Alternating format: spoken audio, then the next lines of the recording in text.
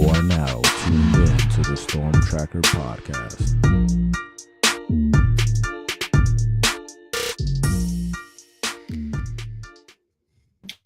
Welcome back, family, to the Storm Tracker Podcast. I'm Marcus Benjamin, representing for CanesCounty.com, part of the Rivals.com network. Make sure you subscribe to the website, CanesCounty.com, for free. Use the promo code Miami30. Make sure you also subscribe to this YouTube channel, live from Canes County. Today, I have Alex Donno joining me from the Locked On Canes podcast to discuss Miami Hurricanes football and the transfer portal, which has been an interesting one for the Hurricanes, to say the least, so far in this winter window. Still have a few days left in the window. Miami did land a player this week. We'll discuss that with Alex. But first, I do want to discuss the legacy that is Cam Ward. Cam Ward finished fourth in the Heisman voting over the weekend. And there's an argument to be made that Ward, best quarterback of all time for the Miami Hurricanes, and best QB in the orange and green ever. So, Alex, I just kind of want to get your opinion just on him, and just for the simple fact that Miami had arguably the best quarterback, according to Davey O'Brien. He was the best quarterback in all of college football. Yet Miami doesn't make the playoffs, so it's probably one of the more disappointing seasons, just because you had a quarterback who was one of the tops in the country. Talk a little bit about just his legacy at Miami, and just your opinion on him finishing fourth in the Heisman voting. I think when we all look back on the 2024 Hurricanes football season, hopefully, we don't automatically jump to the disappointment, because we're disappointed that Miami finished 10-2 and 11-1 would have gotten them into the ACC championship game, probably would have also gotten them automatically into the college football playoffs. So you have that, but I think that this season is going to age pretty well when we zoom out after a few years, because like you mentioned, we just witnessed, and I've been watching Canes football for nearly 40 years, so I'm obviously a little fuzzy on the Jim Kelly days, but I'm aware of his legacy. Bernie Kosar at Miami, but I've gone back and watched plenty of footage and stuff, and even Vinny, but going back to the late 80s is when I really started to become aware of what I was seeing.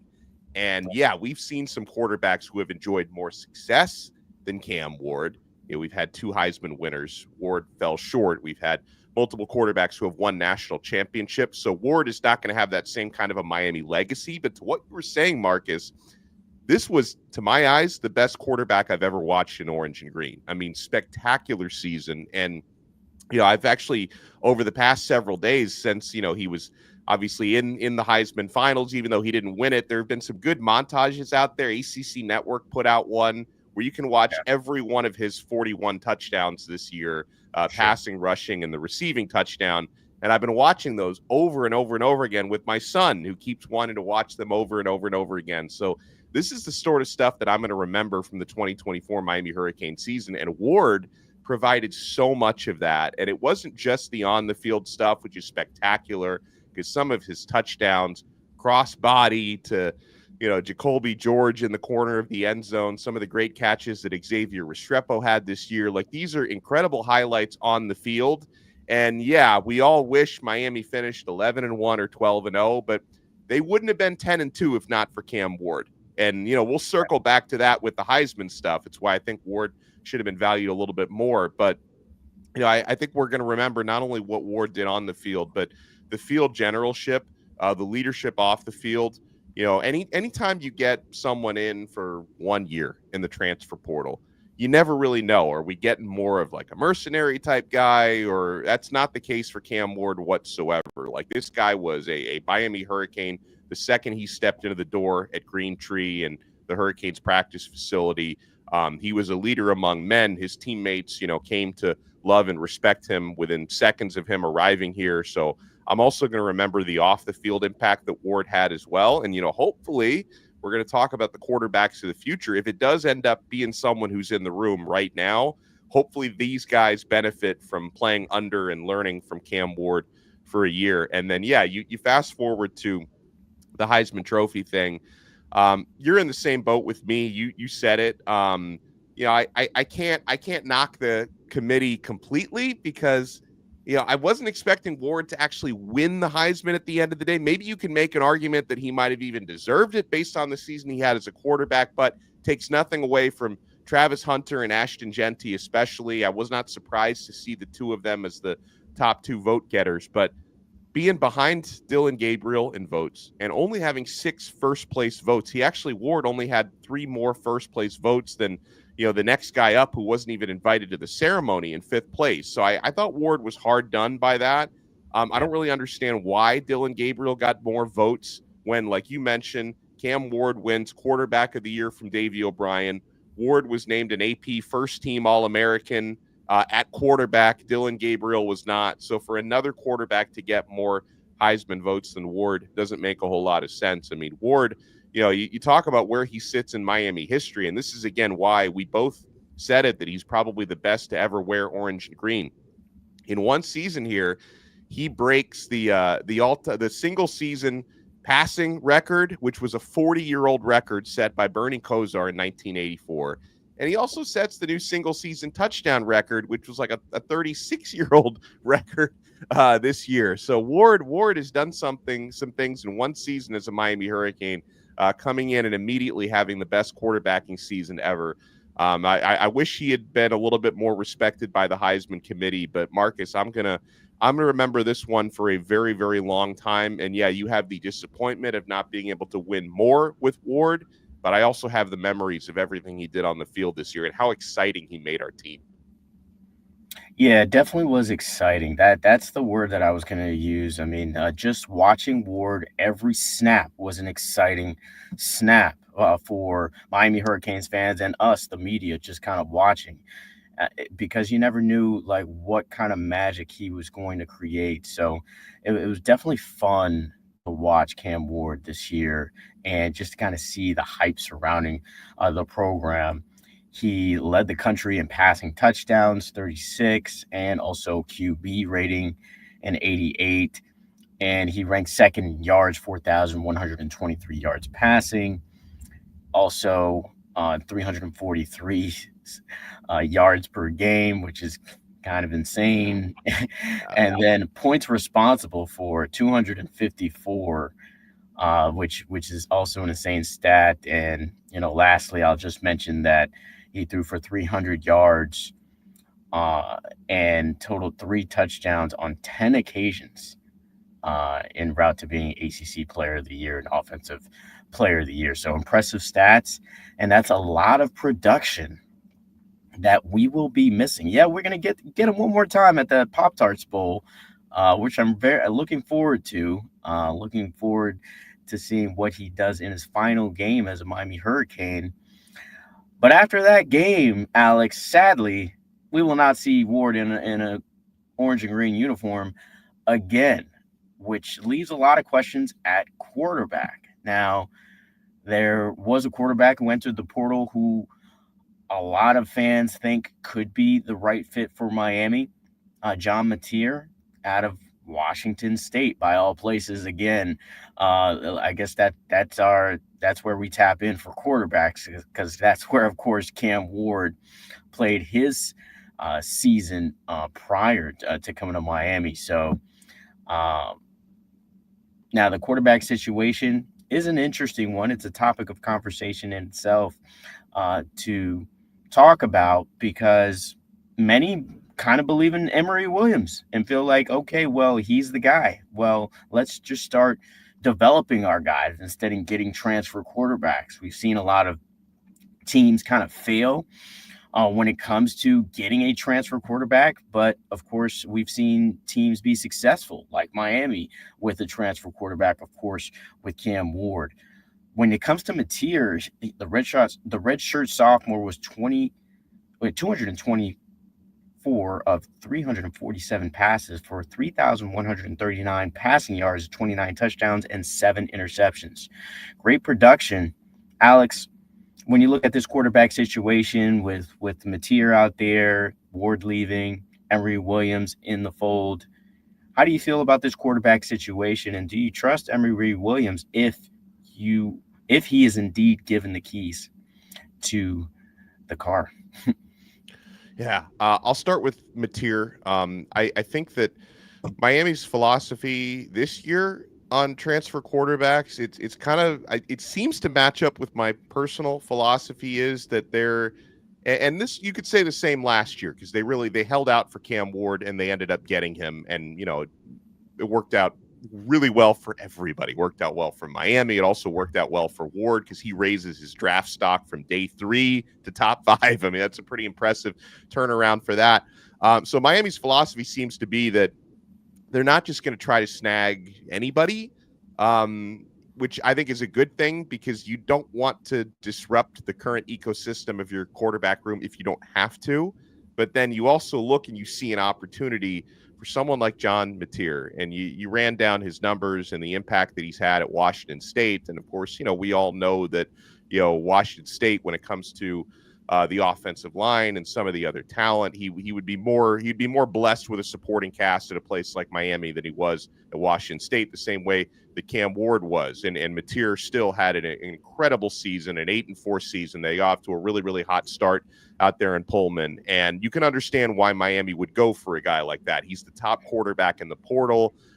Which is why, Oklahoma is basically willing to, offer him whatever he needs to get down there, including hiring anybody who's ever coached him, right? So he's that sort of a player that you're going to go all in to get a guy like this. And so I don't love everything about this portal era, Marcus, because there's such a delicate line you have to dance around when it comes to, as Nick Saban put it, microwaving your roster, right? That you look for quick fixes and upgrades at certain spots at the risk of kind of upsetting what you have through organic recruiting. And it's why, I'm not a big fan of Dabo Sweeney personally, but I understand his philosophy. Like he very much picked a side. Like certain coaches haven't picked a side. And Mike Norvell obviously is a portal guy.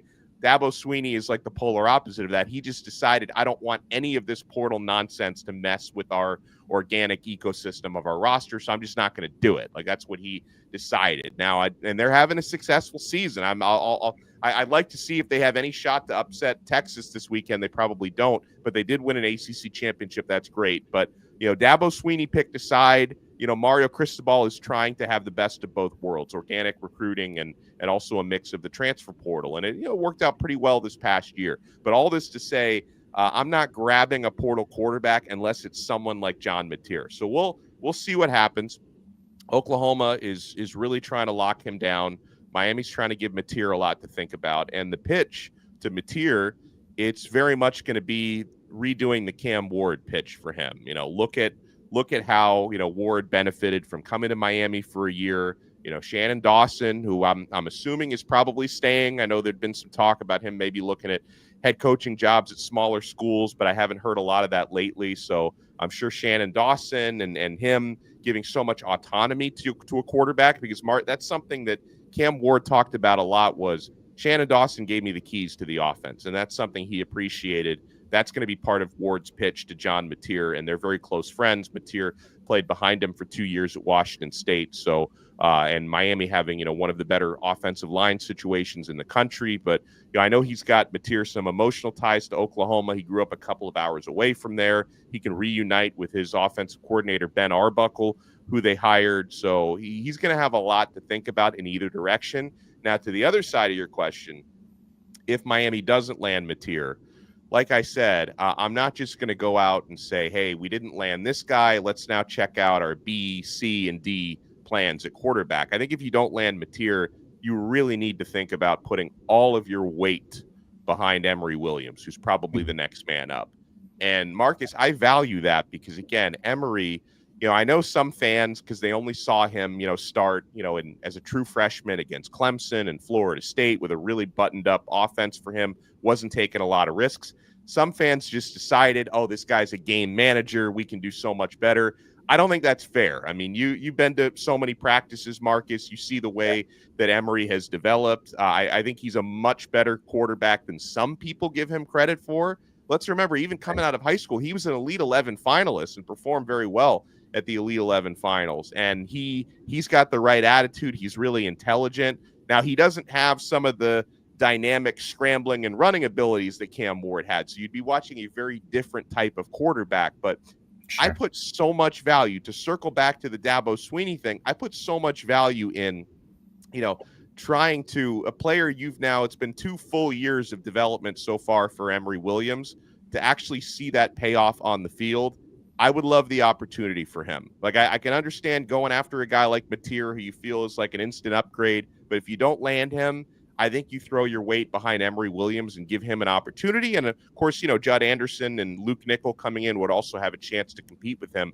But I think you try to ride with what you have in the room, because I also think it sets a good message. And, Marcus, you cover recruiting very well, and this, that if Miami is just going to bring in a transfer portal every single year, that makes it a little bit harder to recruit quarterbacks out of high school, because they're going to get so much of that negative recruiting from other schools that are going to tell them, hey, why would you go to Miami when they're just going to get a guy out of the portal and you're never going to get a chance there, right? So I'm sure Miami would still have a good pitch, but other schools would negatively recruit Miami in that regard. So if it's not John Mateer, I would love to see Emory get an opportunity, and I think Miami can do well with him. Again, this is not Cam Ward. I understand that, but I think he's an accurate, intelligent quarterback. He's big. He's got solid abilities, good leadership.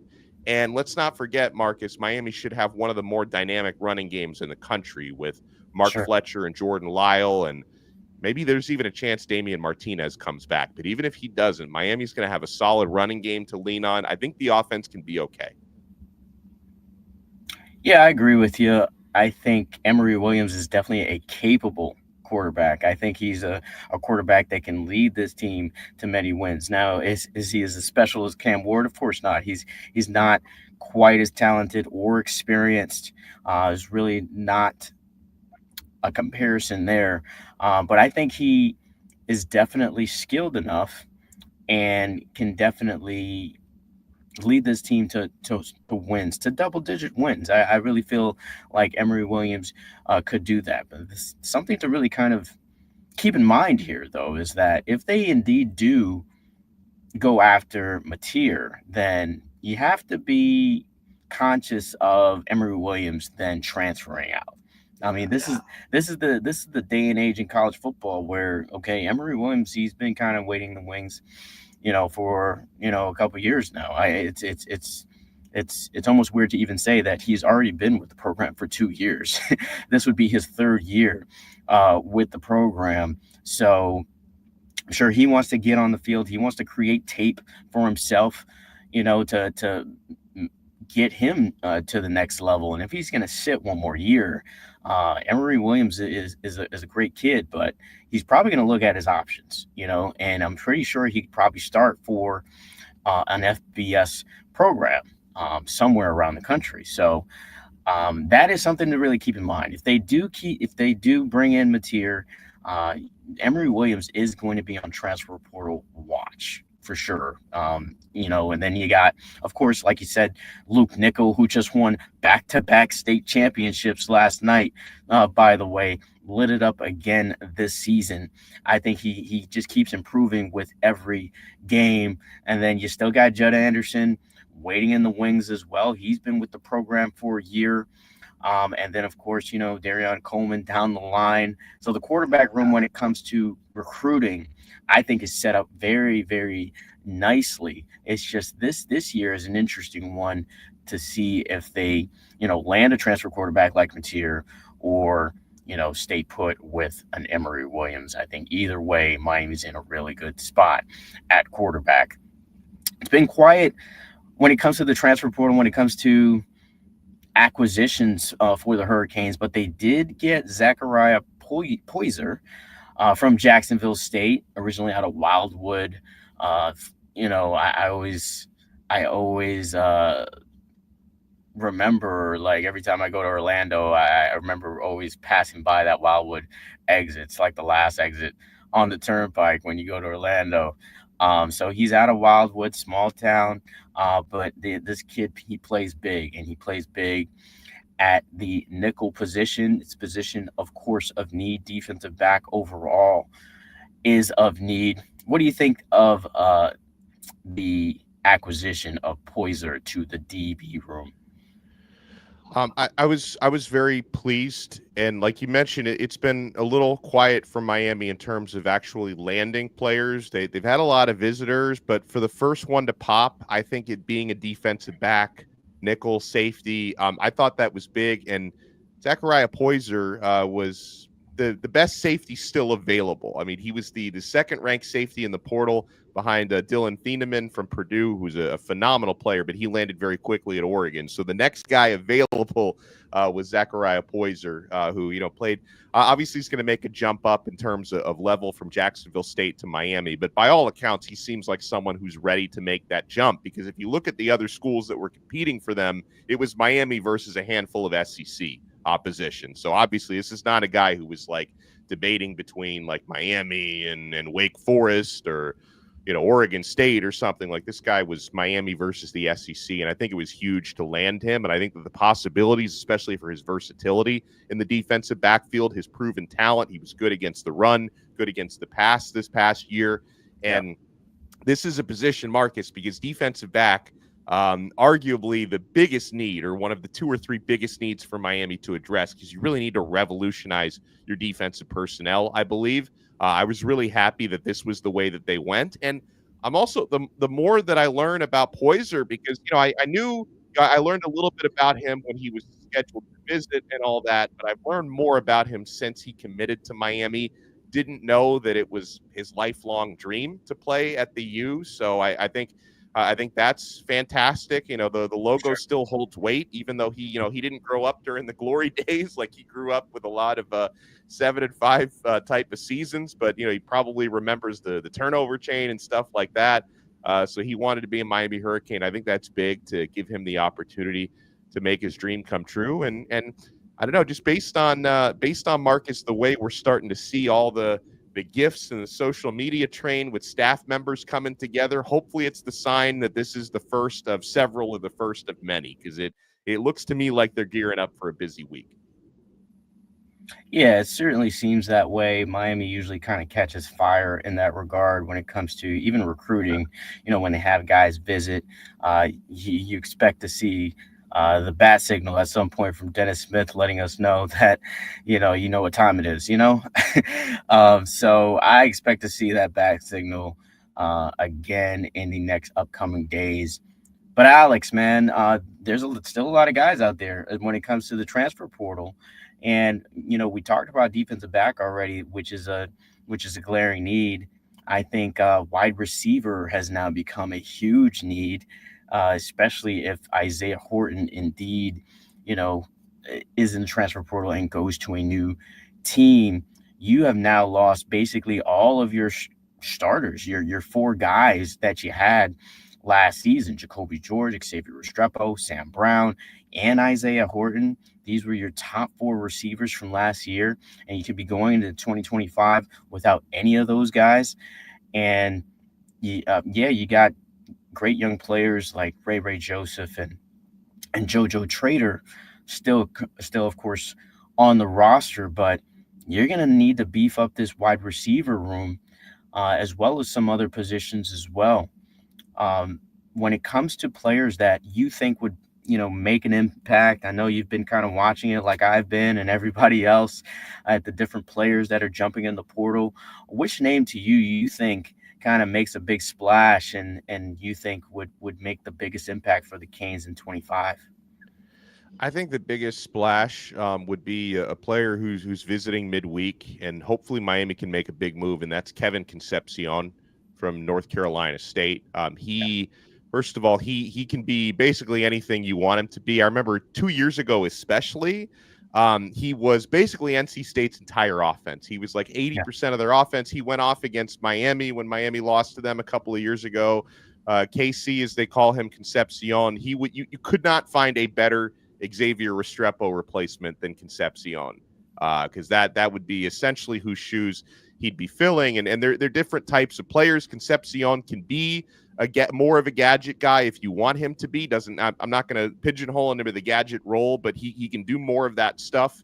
than Restrepo. There's areas where you probably trust Restrepo a little bit more, but Concepcion's explosive. And, if Miami can really make a move for him, I know Alabama, for example, really wants him in some other SEC spots, but if Miami can really make a move, Texas A&M, I think, is near the top for him as well. You couldn't do much better than Concepcion when it comes to offensive playmakers. I'm also a fan of CJ Daniels, who is transferring now from LSU, and it looks like there's some momentum there for CJ that Miami might be able to get this one over the finish line. Now, with CJ Daniels, Marcus, I think if he does end up choosing Miami, this would really be a testament to playing 4D chess and building relationships over the long term, because he was in the transfer portal a year ago from Liberty, ultimately ended up picking LSU, but Miami came in second for him. And so if you can and we see this happen now with the transfer portal, that sometimes, like in high school recruiting, you come in second or third place for a guy, you may land him a year or two down the road if he hits the portal.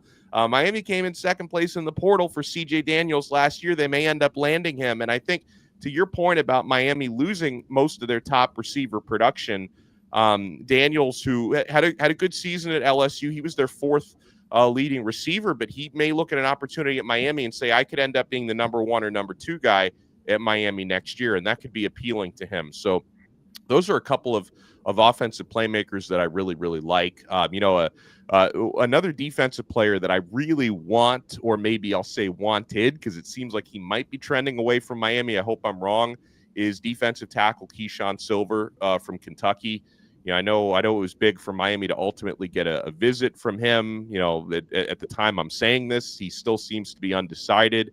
Because that's another big position of need for me, Marcus, because Miami, they've got some young guys that we really like Ahmad Moten should be probably a starter next year. I can't wait to see Justin Scott play more on the defensive line, but Miami's losing a lot of those senior defensive tackles we had, like Simeon Barrow and CJ Clark and Marley Cook. So you got some spots to fill. And I think we really, no matter what, whether it's Keyshawn Silver or somebody else, I think we're looking at someone from Louisiana Tech whose name escapes me. Like you need to land a big transfer defensive tackle and upperclassman to help solidify that room, I think.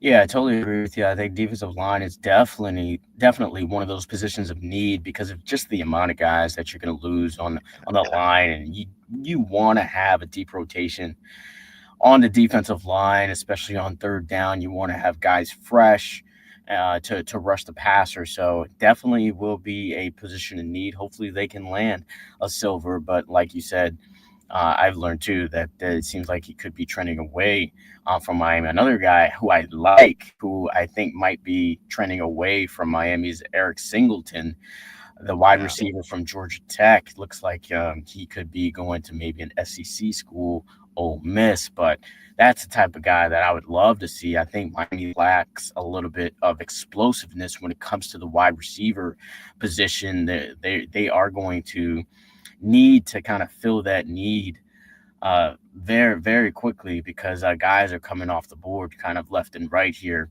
A guy that did go on the board recently this week is a guy that I absolutely love, and that's Zachariah Branch. This guy is absolutely explosive.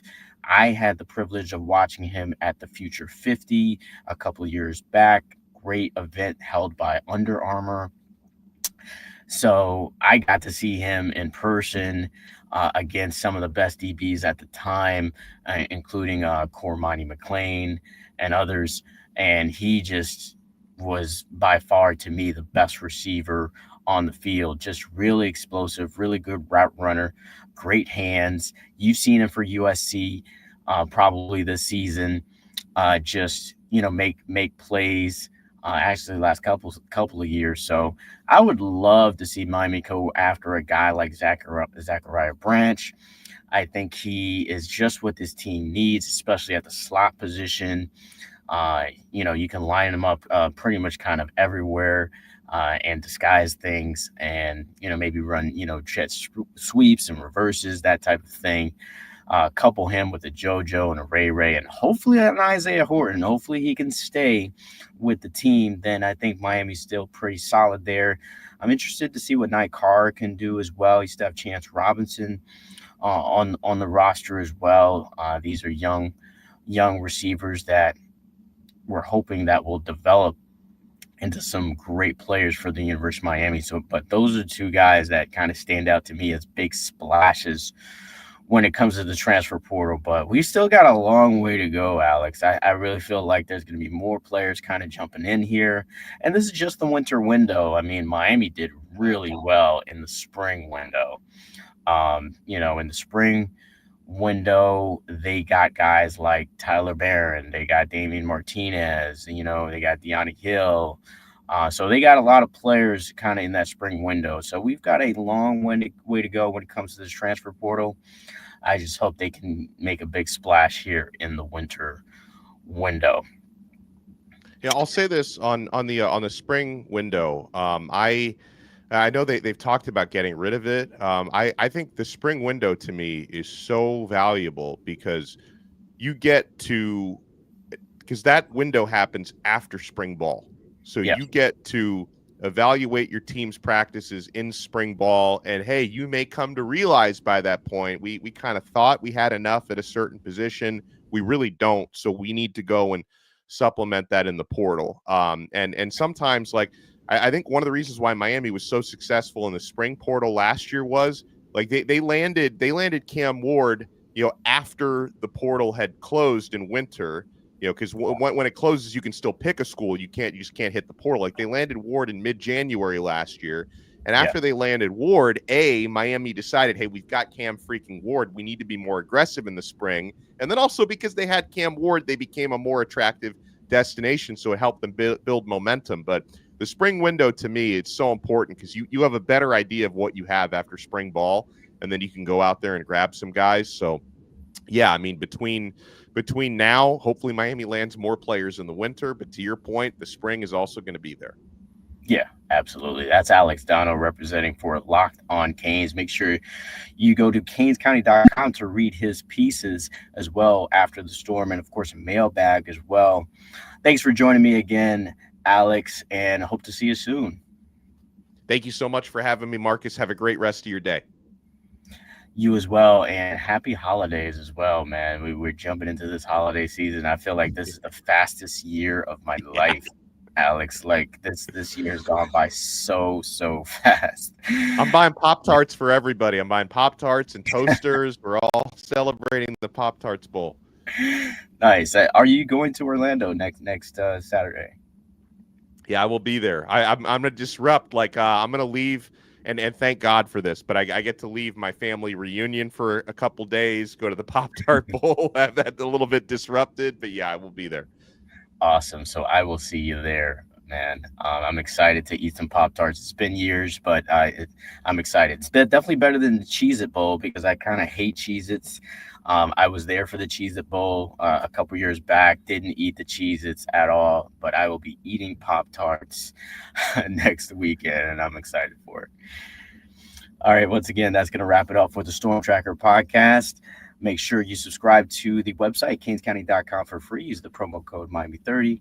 Also subscribe to this podcast on all platforms, as well as subscribe to this YouTube channel live from Canes County. Until the next episode.